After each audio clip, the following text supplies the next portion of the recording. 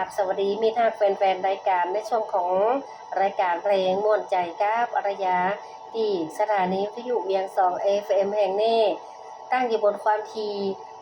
102.75เมกะเฮิรตซ์นะจะขอฝากฝังในส่วนของห้างหุ้นส่วนจำกัดบุญพึ่งพาณิชย์หรือโกดังของเจ๊อุ๋ย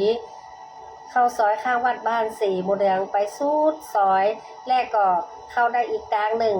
ข้างกาดสดบ้านสีโมเดลนอดที่นี่จำหน่ายสินค้าอุปโภคบริโภคทุกชนิดของกินของใจในชีวิตประจำวันอาทิเช่นกระปิน้ำปลาน้ำยาล้างจานซีอิ๊วรสดีมาม่าปลากระป๋องสบู่ยาสีฟันน้ำยาซักผ้าผ้านุ่มและมีอีกมากมายมีบริการเป็นโกดังเลยเนอร์เจ้าท่านที่จะเปิดกิจการร้านธงฟ้าถ้าว่าท่านต้องการใบกำกับภาษี